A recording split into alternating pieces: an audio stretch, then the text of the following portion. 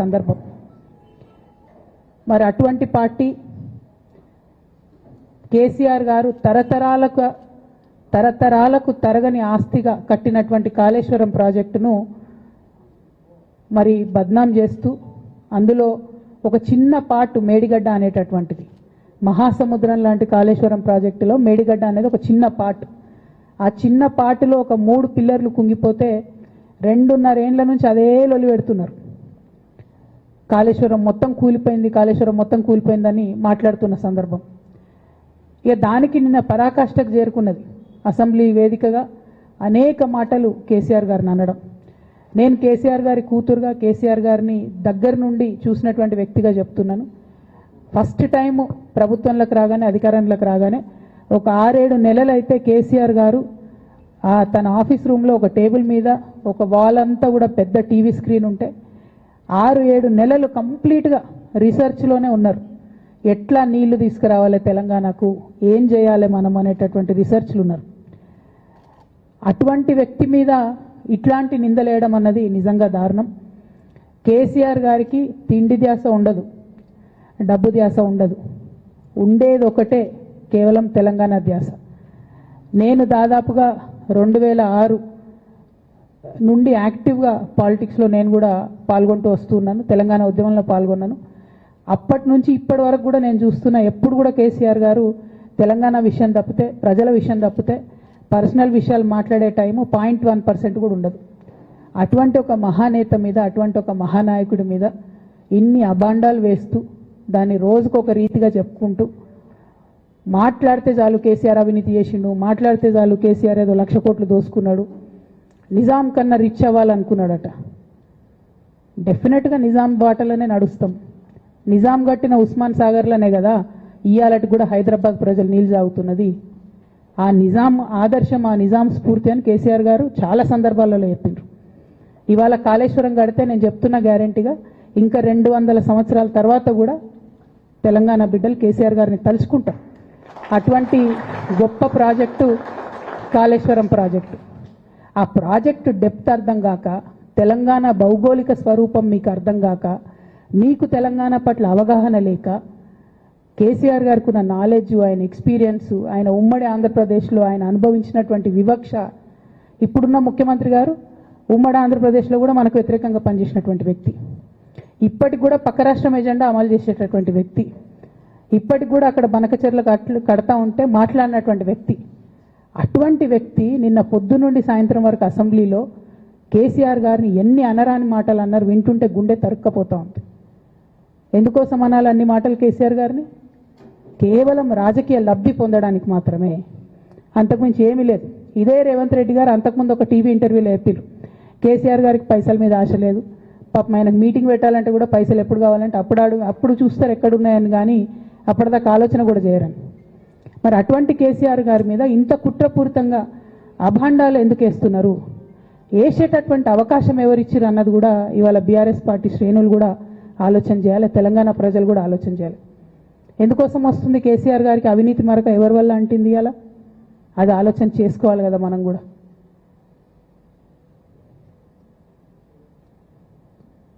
కొంతమంది కేసీఆర్ గారి పక్కన ఉన్నటువంటి వాళ్ళు కేసీఆర్ గారి పేరు చెప్పుకొని అనేక రకాలుగా లబ్ధి పొంది వారు చేసినటువంటి అనేక చెత్త పనుల వల్ల ఇవాళ కేసీఆర్ గారి పేరు బద్నామయ్యే పరిస్థితి వచ్చింది. అయినా మళ్ళీ వాళ్ళనే మోస్తాం, అయినా మళ్ళీ వాళ్ళనే ముందుకు తీసుకెళ్తామని అనుకుంటే పార్టీ ఎట్లా ముందటికి పోతుంది? ఒక బిడ్డగా నిజంగా నేను బాధపడతా ఉన్నాను. ఇవాళ 5 సంవత్సరాలు ఇరిగేషన్ మంత్రిగా చేసినటువంటి హరీష్ రావు గారిది మేజర్ పాత్ర లేదా దీంట్లో? అందుకే కదా కేసీఆర్ గారు వారిని సెకండ్ టర్మ్లో తప్పించిండ్రు. ఈ మొత్తం కాళేశ్వరం ఎపిసోడ్లో కేసీఆర్ గారికి మరక అంటిందంటే 2-3 వ్యక్తులు కారణం. మాజీ రాజ్యసభ సభ్యుడు ఒకలైతే, హరీష్ రావు గారు ఒకలైతే, మేఘా కృష్ణారెడ్డి గారు ఇంకోడు, మేఘానో బోగానో ఏదో. ఈ పెద్ద పెద్ద కాంట్రాక్టర్లు అందరితో కుమ్మక్కై కేసీఆర్ గారు ప్రజల కోసం ఆలోచన చేస్తే, నీళ్ల కోసం ఆలోచన చేస్తే, వీళ్ళు సొంత వనరుల కోసం, డెవలప్మెంట్ కోసం, ఆస్తులు పెంచుకోవడం కోసం ఆలోచన చేసి ఇవాళ మీ వల్ల రేవంత్ రెడ్డి లాంటి వ్యక్తి, తెలంగాణ ఉద్యమానికి సంబంధం లేని వ్యక్తి, కేసీఆర్ గారి కాలి గోటికి సరిపోని వ్యక్తి. ఆయన నిలబడి కేసీఆర్ గారిని చెయ్యెత్తి చూపించి కేసీఆర్ గారి మీద సిబిఐ ఇవాళ నేను వేస్తా అని చెప్తున్నాడంటే కారణం ఎవరు దీనికి? నేను భరించిన, ఇదే హరీష్ రావు గారు, ఇదే సంతోష్ రావు గారు అనేక కుట్రలు చేసినా కూడా భరించిన.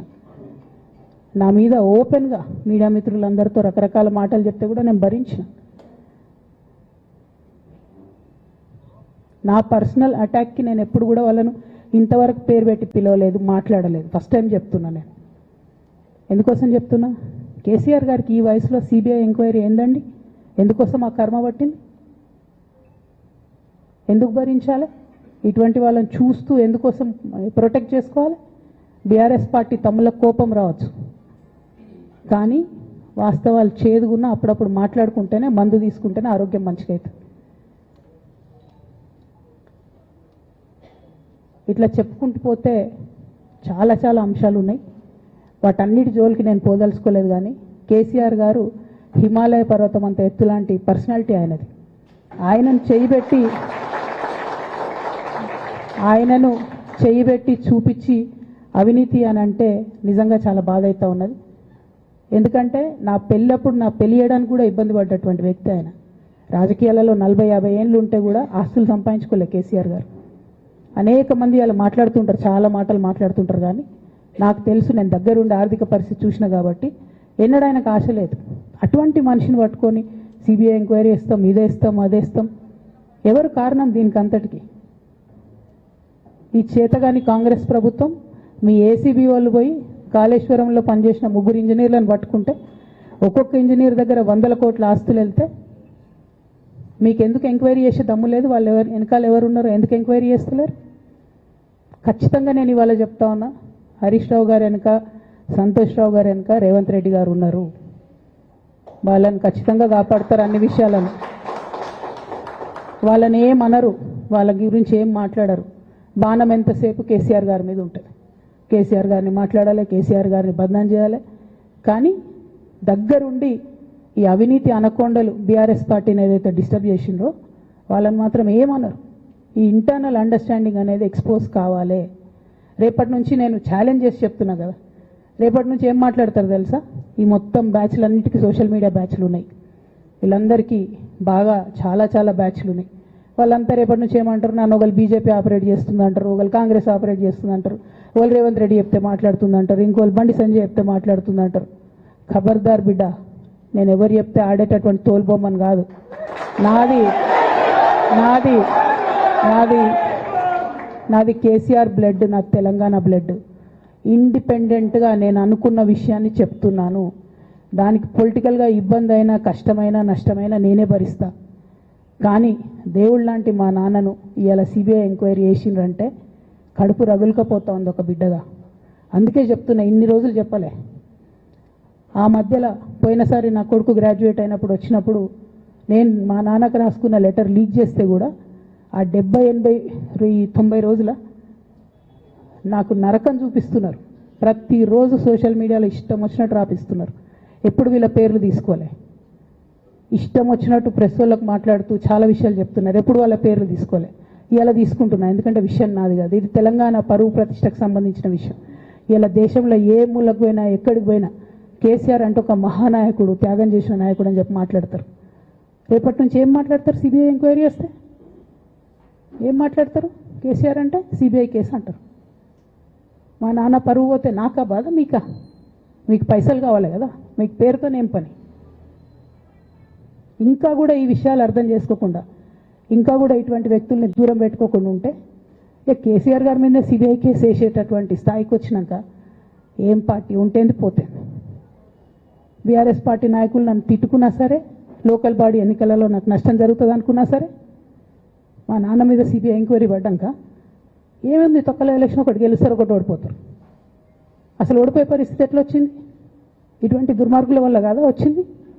ఆలోచన చేసుకోవాలి కదా. అంటే నా దగ్గర పైసలు ఉన్నాయి, టీవీలు ఉన్నాయి, సోషల్ మీడియాలు ఉన్నాయి, ఏటు పడితే అటు మాట్లాడతామంటే తోలు తీస్తాం చెప్తున్నా నేను. గీత గీసుకుంటాం బిడ్డ. మీరు ఒక్క కమెంట్ పెడితే మేము 10 చేస్తాం. ఏది పడితే అది మాట్లాడచ్చు సోషల్ మీడియాలో అనుకుంటూ చూసుకుంటూ ఊరుకుంటున్నా.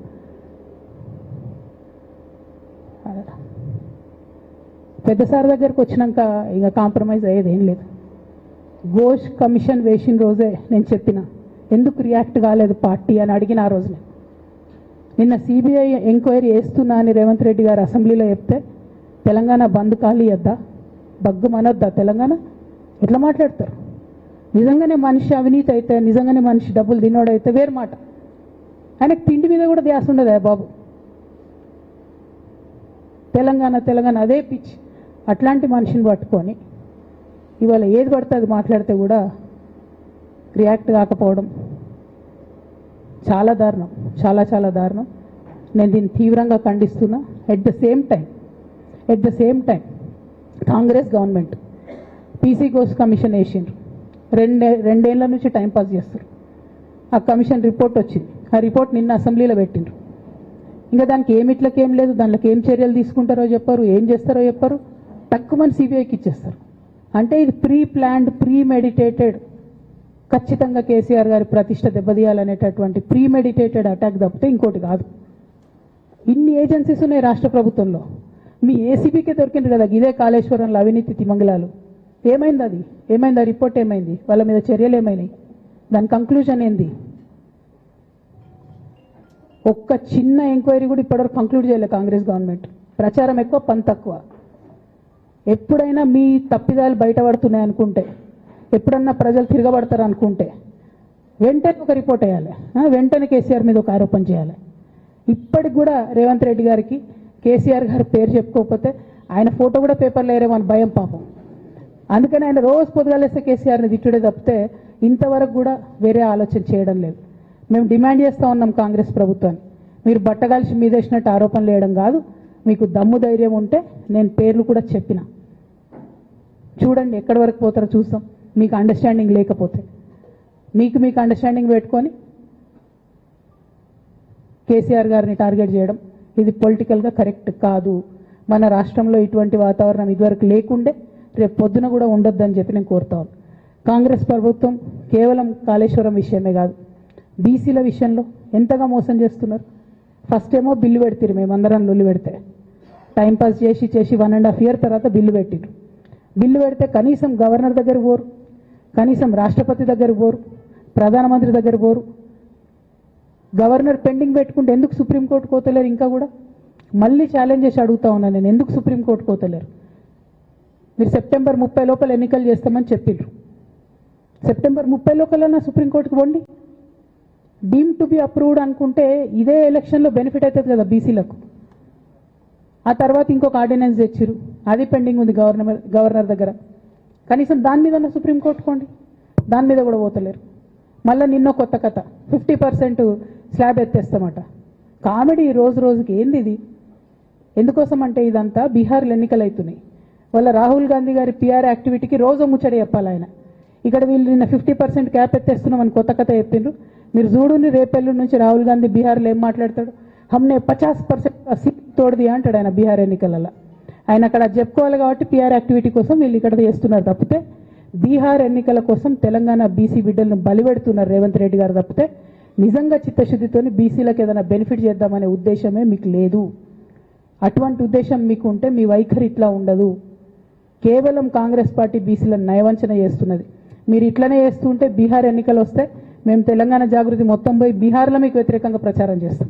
తెలంగాణ బీసీలను మీరు మోసం చేసిరని చెప్పి అక్కడికి పోయి కూడా మీకు ప్రచారం చేస్తాం. మీ యొక్క బండారం కూడా బయట పెడతామని ఈ సందర్భంగా నేను తెలియజేస్తా ఉన్నా.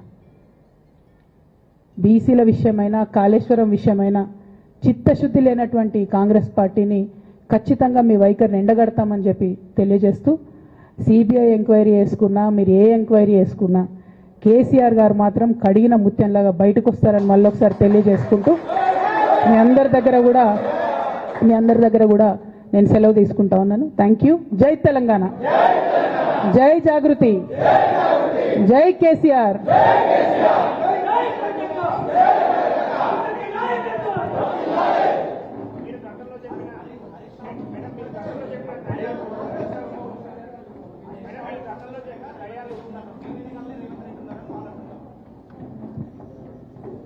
జై తెలంగాణ. Thank you.